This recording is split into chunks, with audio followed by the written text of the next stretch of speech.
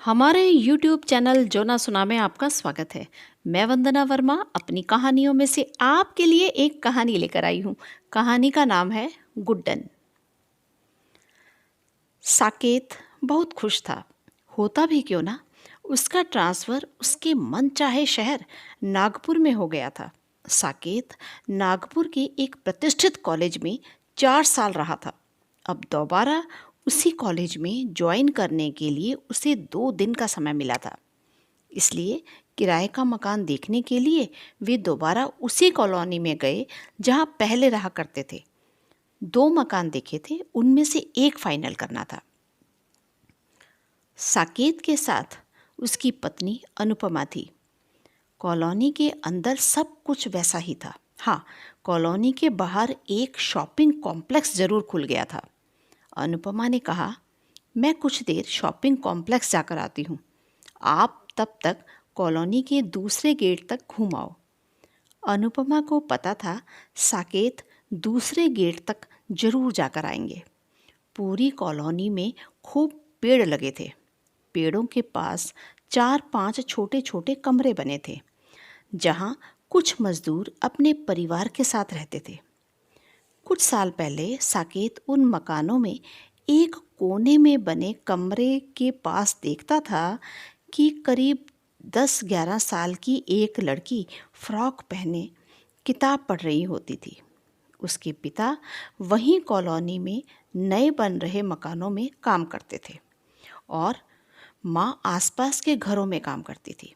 साकेत के घर भी वही काम किया करती थी। वो अक्सर अपनी बेटी गुड्डन को भी लेकर आती थी। गुड्डन कभी कभार अपनी माँ के साथ अपनी किताब भी लेकर घर आ जाती थी। एक बार छुट्टी वाले दिन साकेत ने गुड्डन से किताब लेकर 1-2 सवाल पूछे। उसे हैरानी हुई कि उसने बिल्कुल सही जवाब दिए। साकेत ने उसकी माँ से कहा था, इसे पढ़ाओ, यह आगे पढ़ सकती है। इसके बाद साकेत गुड्डन की माँ को उसे आगे पढ़ाने के लिए कहता रहता। गुड्डन एक के बाद एक क्लास आगे बढ़ती जा रही थी।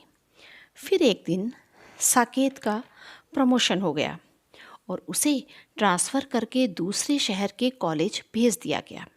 साकेत को शहर छोड़कर जाना पड़ा। जाते समय साकेत ने उसकी माँ से कहा, मुझे इस शहर से जाना पड़ेगा, लेकिन तुम गुड्डन की पढ़ाई रुकने मत देना। गुड्डन की माँ बोली, जितना मेरे हाथ में है उतना मैं ज़रूर करूँगी। इसके बाद साकेत परिवार के साथ शहर छोड़कर चला गया। अब करीब 8 साल बाद साकेत गुड्डन के घर के सामने खड़ा था। इतने में साकेत ने देखा गुड्डन बड़ी हो गई थी। गुड्डन के आंगन में एक बच्चा खेल रहा था और दूसरा गुड्डन की गोद में। साकेत समझ गया था, कई साल बीत गए। अब कहाँ की पढ़ाई, अब तो इसकी शादी और इसके बच्चे। यही सब सोचते हुए साकेत वापस वहीं शॉपिंग कॉम्प्लेक्स तक पहुंच गया। अनुपमा उसका इंतज़ार कर रही थी। फिर दोनों ने मकान फाइनल किया और घर आ गए। अगले ही दिन वे मकान में शिफ्ट हो गए। फिर एक दिन साकेत और अनुपमा उस तरफ घूमने निकले।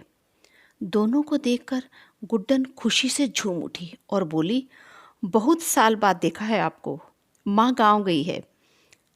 अनुपमा ने उत्सुकता से पूछा, और ये बच्चे? वो हंसने लगी और कहने लगी, ये बच्चे तो आसपास के घरों के हैं। इनकी मम्मी जॉब करती है, मुझे अच्छे पैसे मिल जाते हैं। बस थोड़ी साफ सफाई पर ज़्यादा ध्यान देना पड़ता है। मेरा घर मिनी झूला घर ही समझो।